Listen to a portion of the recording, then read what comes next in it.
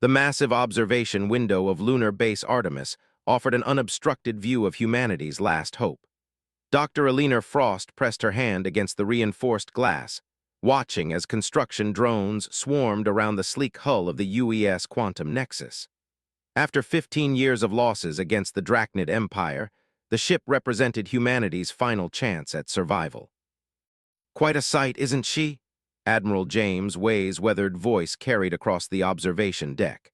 Alina turned to face her longtime friend and project supervisor, nodding the fresh stress lines around his eyes. "The Joint Defense Council is demanding another progress report."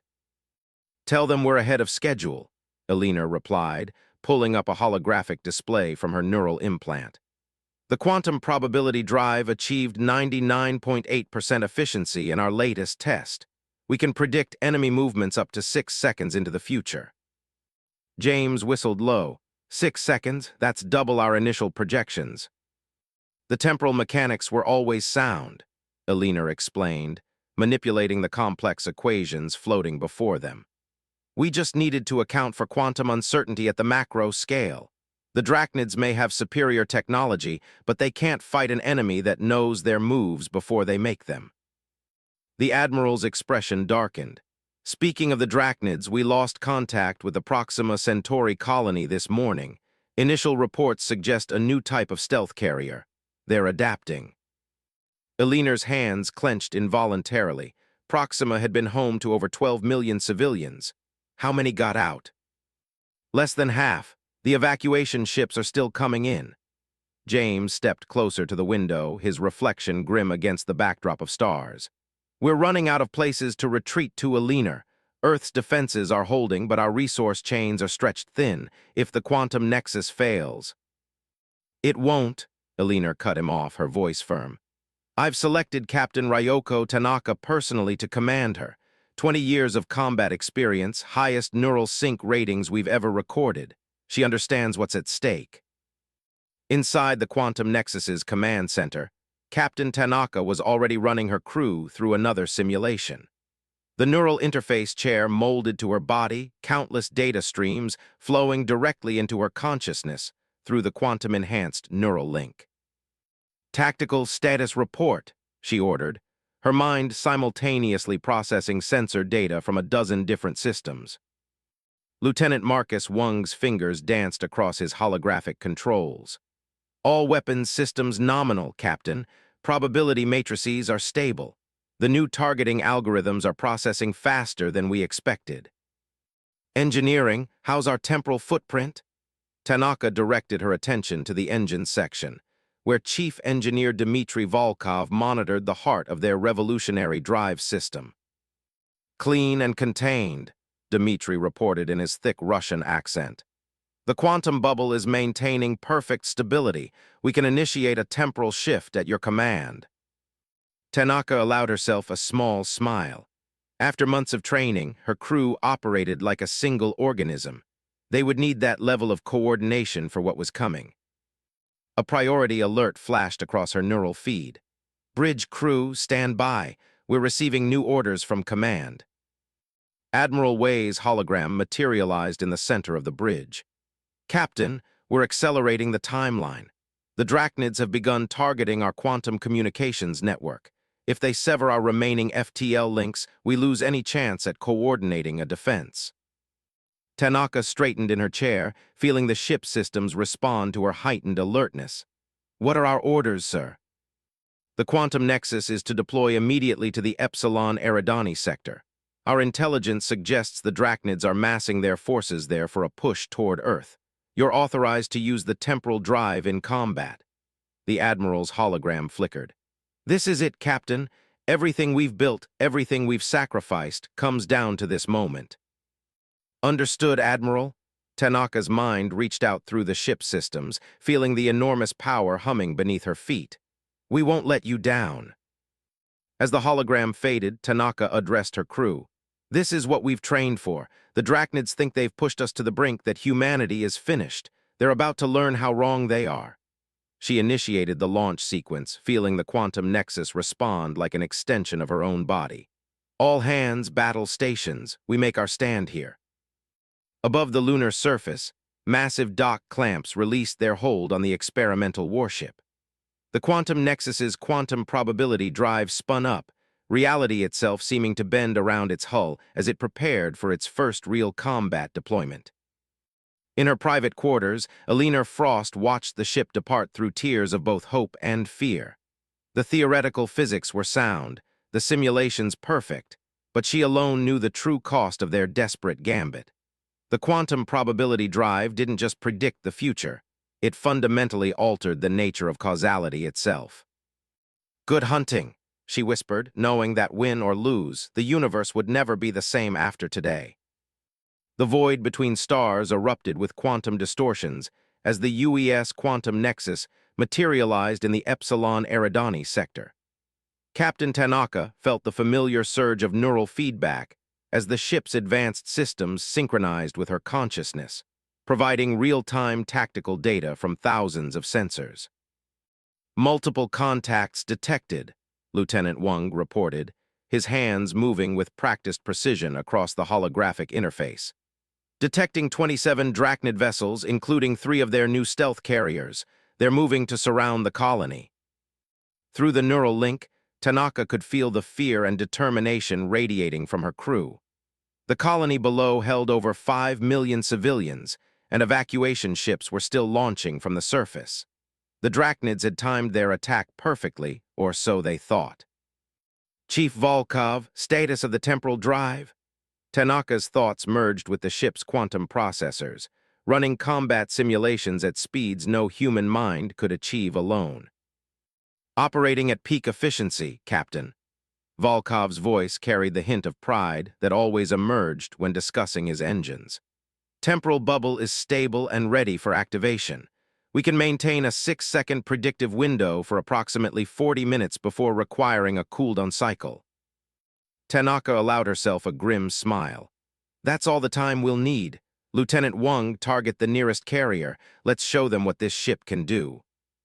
The quantum nexus's probability drive hummed to life, its exotic energies warping the fabric of spacetime itself. Through her neural interface, Tanaka experienced something no human had ever felt before, the simultaneous perception of multiple timelines, each showing potential enemy movements seconds before they occurred.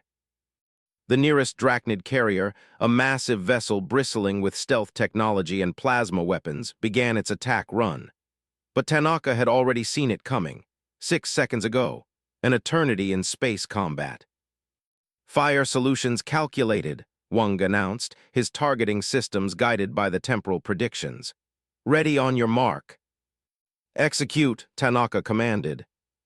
The quantum nexus's main batteries unleashed a devastating barrage, striking the Drachnid carrier at precisely calculated weak points, vulnerabilities that wouldn't exist until seconds later. The massive alien vessel shuddered as temporal shock waves rippled through its hull, its stealth systems failing catastrophically. In the engineering section, Volkov monitored the quantum fluctuations with growing concern. "Captain, we're detecting unusual temporal echoes. The drive is performing beyond specifications, but there's something else happening, something we didn't see in the simulations." Before Tanaka could respond, the tactical display exploded with new contacts. The remaining Drachnid ships had recognized the threat, abandoning their attack on the colony to focus on the quantum nexus. But their coordinated assault fell into patterns the probability drive had already predicted. "They're trying to adapt," Wang observed, watching as the alien vessels attempted to randomize their attack patterns. "But the temporal predictions are holding steady. We're seeing every move before they make it." The space around the quantum nexus became a deadly dance of energy weapons and temporal distortions. For every salvo the Drachnids launched, the human vessel was already moving to a safe position. For every evasive maneuver they attempted, the Nexus's weapons found their mark with impossible precision. In lunar orbit, Dr. Alina Frost and Admiral Wei watched the battle through quantum-encrypted feeds. "It's working better than we hoped," Wei breathed, watching another Drachnid ship succumb to the temporally guided assault. But Alina's expression remained troubled. "The temporal readings are off the charts. The drive isn't just predicting probable futures, it's somehow accessing them. The quantum uncertainty field is expanding beyond our models. Back in the combat zone, Tanaka felt it too, a strange doubling of perception, as if multiple versions of reality were beginning to overlay each other. The neural interface was feeding her information faster than ever, but some of it seemed to contradict basic physical laws. "Chief Volkov, status report," she demanded, watching as reality itself seemed to ripple around their vessel. "The temporal bubble is stable, but—" Volkov's voice carried an edge of disbelief. "Captain, we're picking up quantum signatures that match our own ship. Multiple signatures from multiple time streams. It's as if we're drawing power from parallel versions of ourselves." The implications struck Tanaka like a physical blow. They hadn't just built a ship that could predict the future. They'd created one that could tap into alternate realities. The tactical advantages were staggering, but the risks. A massive explosion lit up the battlefield as the second Drachnid carrier imploded, its quantum core destabilized by weapons fire that seemed to come from multiple directions at once.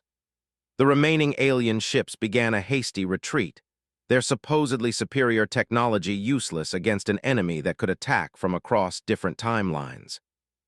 "Colony evacuation complete," Wang reported, his voice thick with emotion. "All civilian ships are clear. We did it, Captain." But Tanaka barely heard him, her attention focused on the strange sensations flooding through the neural interface. Through the quantum-enhanced link, she could feel other versions of herself, other quantum nexuses, all fighting the same battle across countless parallel dimensions. "Dr. Frost," she subspaced to Lunar Command, "I think we need to talk about what this ship is really capable of, and what it might cost us to use it." In her laboratory, Eleanor Frost stared at the incoming data with a mixture of awe and terror. The quantum probability drive hadn't just given humanity a fighting chance. It had opened a door that might prove impossible to close. The debriefing chamber at Lunar Base Artemis hummed with tension as holographic displays showed the aftermath of the quantum nexus's first engagement. Captain Tanaka stood before the assembled Joint Defense Council, her neural implants still buzzing with phantom sensations from the battle. "The temporal drive exceeded all combat parameters," she reported, gesturing to the tactical readouts. 27 enemy vessels engaged, 18 destroyed, the remainder forced to retreat. No civilian casualties. She paused, choosing her next words carefully. "However, there were complications." Dr. Eleanor Frost stepped forward, her own holographic displays showing cascading waves of quantum distortions. "The drive isn't just predicting probable futures anymore. It's creating quantum bridges between parallel timelines. Each time we activate it, we're drawing power and information from alternate versions of our ship, our crew, our entire reality." Admiral Wei leaned forward, his expression grave. "And the risks?" "We're detecting increasing temporal instability," Chief Engineer Volkov explained from his position near the quantum core displays. "Each engagement leaves behind what we're calling reality echoes, points where multiple timelines intersect and interact. They're beginning to spread." Lieutenant Wang brought up sensor readings from their last battle. "We're also picking up anomalous communications, signal fragments that seem to come from ourselves. Different versions of ourselves, making different choices in different timelines." The council chamber erupted in murmurs of concern. Admiral Wei raised a hand for silence. "Dr. Frost, what are we dealing with here? Could this technology threaten the fabric of reality itself?" Eleanor's hands trembled slightly as she manipulated the quantum models. "The temporal drive works by probabilistic quantum tunneling, essentially borrowing energy and information from other timelines where we've already won the battle. But each time we do this, we're creating more intersection points between realities, if these continue to multiply." She didn't need to finish the thought. The implications were clear. They might win the war against the Drachnids only to lose something far more fundamental, the stability of spacetime itself. "We've detected something else," Tanaka added, her voice quiet but firm. "Through the neural interface I've been receiving, Memories, experiences from other versions of myself, some where we lost battles we won, some where Earth fell years ago, somewhere, she swallowed hard, some where we became something worse than the Drachnids. The silence that followed was deafening. Finally, Admiral Wei spoke. Can we shut it down? Return to conventional warfare? The Drachnids have already adapted their strategies, Wang reported. They're developing quantum-shielded vessels specifically designed to counter our temporal advantage. Without the drive, we'd lose our only edge. There might be a third option. All eyes turned to Alina as she brought up a new set of equations. We've been using the drive defensively, trying to minimize its impact on causality. But what if we did the opposite? What if we deliberately created a massive temporal convergence point? Volkov's eyes widened as he studied the calculations. You're suggesting we use the quantum probability drive to force multiple timelines to merge. The energy requirements would be astronomical. And the risks even greater, Alina acknowledged. But if we succeed, we could potentially collapse all possible futures into a single, stable timeline, one where humanity survives and the temporal drive never needs to be used again. The implications hung heavy in the air. They would be gambling not just with their own reality, but with countless others. The fate of humanity, of reality itself, would depend on a single, massive temporal event. Admiral Wei turned to Tanaka. Captain, you've experienced these other timelines firsthand. What's your assessment? Tanaka closed her eyes, feeling the weight of multiple histories pressing against her consciousness. She saw versions of herself making this same choice across infinite realities. Some succeeded, some failed. All faced the same impossible decision. We're already committed, she finally replied. The moment we activated the drive, we set these events in motion. Now we have to see them through. But we do it on our terms with a clear objective, one reality, one future, one chance to get it right. Very well, Admiral Wei's voice carried the weight of command. Dr. Frost, begin the calculations. Chief Volkov, prepare the drive for maximum output. Captain Tanaka, select your best crew complement. We'll need every advantage. Sir, Wang interrupted, his expression troubled. Long-range sensors are detecting massive Drachnid fleet movements. They're gathering for something big. Hundreds of ships, maybe thousands. Then our timing better be perfect, Tanaka responded, already feeling the quantum echoes of futures yet to come. Because we're about to invite every version of ourselves to the same fight. As the council chamber emptied, Alina remained behind, staring at the quantum models. The mathematics were sound, the theory elegant in its terrible simplicity. But she couldn't shake the feeling that they were about to discover exactly why some doors were never meant to be opened. The quantum nexus hung in lunar orbit, its hull shimming with temporal distortions even at rest. Soon it would attempt something no human technology was ever designed to do, rewrite the very nature of reality itself. The only question was whether existence, as they knew it, would survive the process. The space around Jupiter's orbit blazed with weapons fire as the largest fleet battle in human history unfolded. The quantum nexus hung at the center of the maelstrom, its temporal drive pulsing with energies that bent the fabric of reality itself. Through her neural interface, Captain Tanaka felt the presence of countless other versions of her ship, her crew, all converging on this singular moment in time. Drachnid fleet approaching final convergence coordinates, Lieutenant Wang reported, his tactical displays showing thousands of enemy vessels moving into position. They think they're springing a trap. Little do they know, Tanaka responded, feeling the quantum probability drive spinning up to unprecedented levels. Dr. Frost, status of the temporal calculations. Alina's voice came through the quantum comm, distorted by increasing reality fluctuations. The mathematical models are holding. When their fleet reaches the designated coordinates, the overlapping temporal fields should create a cascade effect. Every timeline where we activate the drive will begin to merge. Chief Volkov's hands danced across his engineering controls, managing power flows that defied conventional physics. Quantum core at maximum capacity. Warning, detecting severe temporal distortions throughout the ship. Reality anchors are barely holding.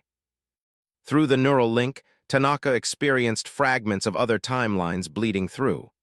She saw versions of this battle where Earth burned, where the Drachnids were defeated years ago, where humanity became something unrecognizable.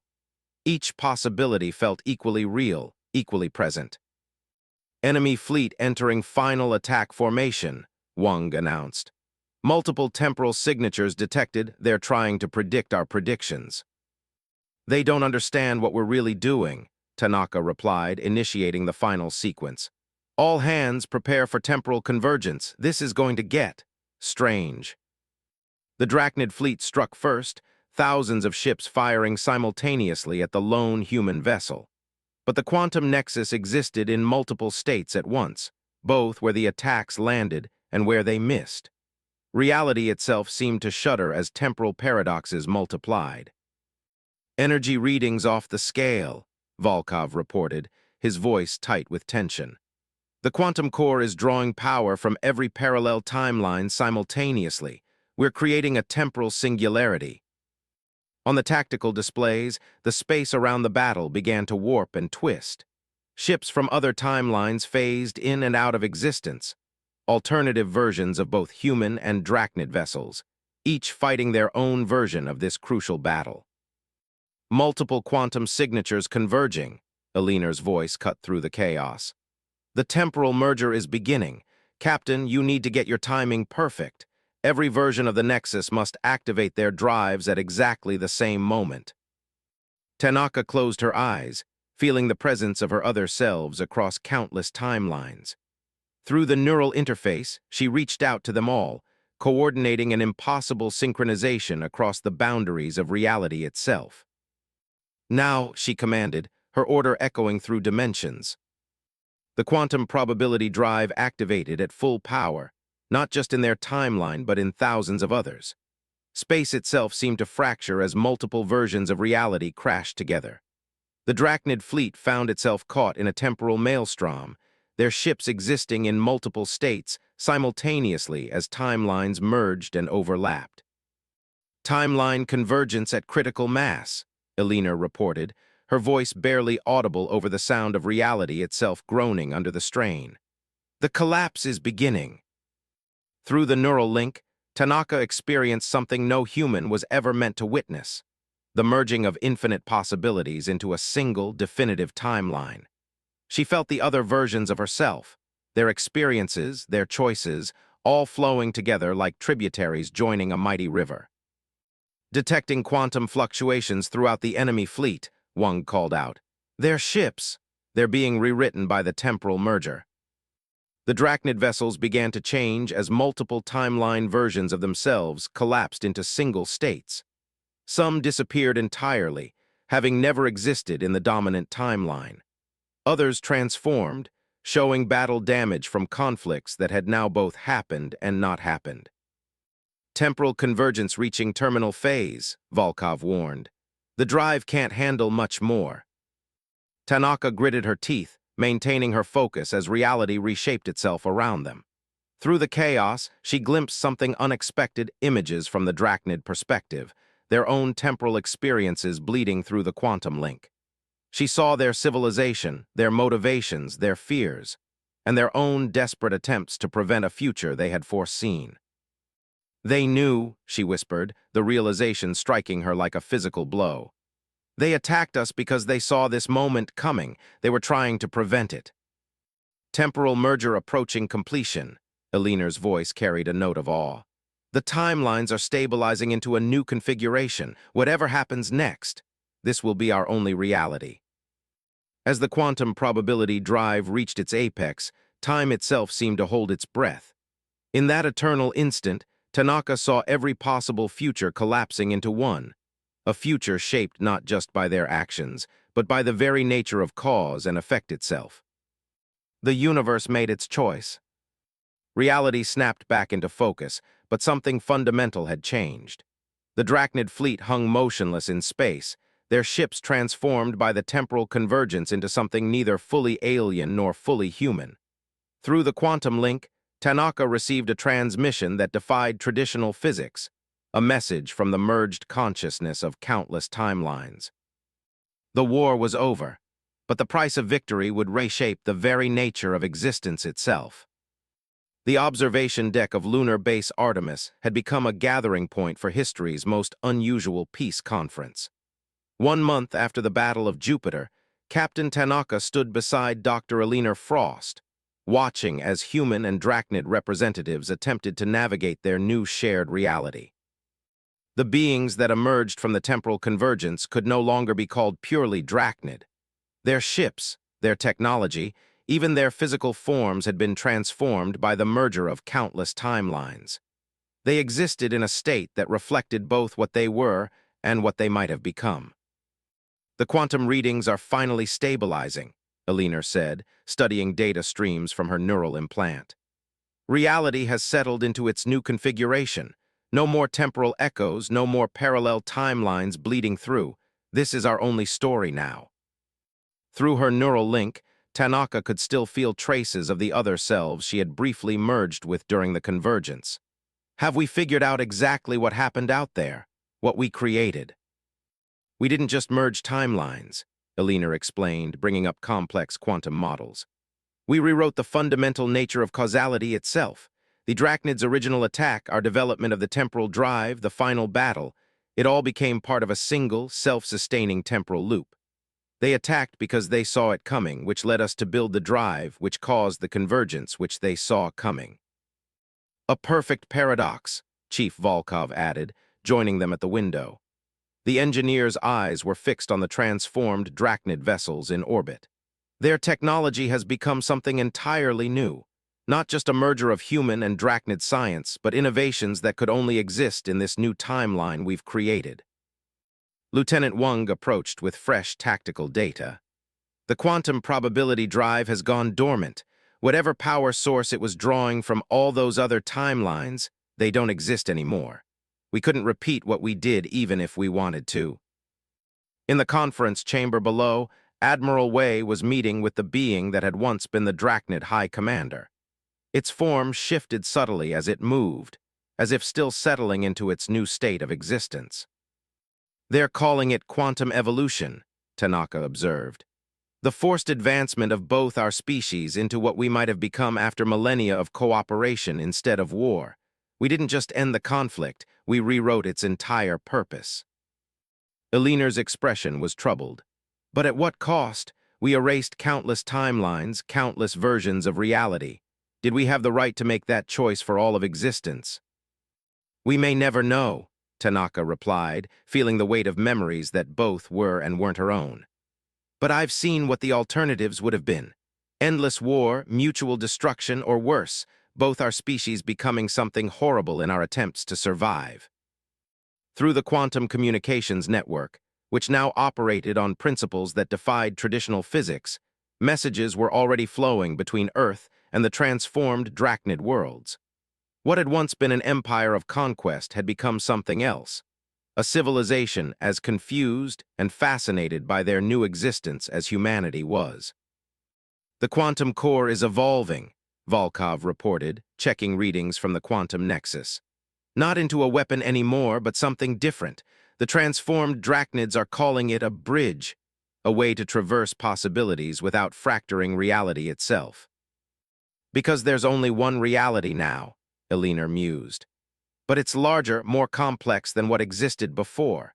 We didn't just merge timelines, we created space for both our species to become something greater than either of us could have been alone. The conference below was concluding. The being that had been the Drachnid commander rose, its form briefly showing echoes of what it had been and what it might become. Through the quantum network, Tanaka received a complex burst of information, not just data, but experiences, perspectives, possibilities. They're sharing their temporal records, she translated for the others. Everything they saw that led them to attack Earth, all the futures they were trying to prevent. And now, she paused, processing the strange, quantum-encoded memories. Now they're showing us what they see ahead, not as conquerors, not as victims, but as partners in whatever we've become. Admiral Wei emerged from the conference chamber, his expression a mixture of exhaustion and wonder. It's done. The war is over, not just here and now, but in every way it could have been fought. We've signed the first transtemporal peace accord in human history. And what happens next? Wang asked, voicing the question on everyone's mind. Tanaka turned from the window, facing her crew, the people who had helped her rewrite the very nature of reality itself. We explore, not just space anymore, but this new state of existence we've created. The quantum nexus was built to be a weapon, but now it's something else, a key to understanding what we've become. Through the neural interface, she felt the ship responding to her thoughts, its systems already adapting to their new reality. The quantum probability drive wasn't dead, it had evolved, just like everything else caught in the convergence. Now it offered glimpses not of tactical advantages, but of possibilities, new technologies, new understandings, new ways of existing in a universe that had been fundamentally transformed. We set out to save humanity, Alina said softly, watching the transformed Drachnid ships moving in perfect harmony with human vessels. Instead, we changed the meaning of what humanity could be. Above them, Earth glowed blue and peaceful, no longer a fortress world preparing for its final stand, but the birthplace of something unprecedented in the history of existence itself. The war that had driven both species to the brink of extinction had become the catalyst for their mutual transcendence. The universe stretched out before them, full of possibilities that could now only be explored together. In the end, the greatest weapon humanity had created turned out to be not the power to destroy their enemies, but the ability to transform both themselves and their adversaries into something far greater than the sum of their fears. The future was no longer a matter of prediction. It had become a shared journey into whatever remarkable existence they had created together.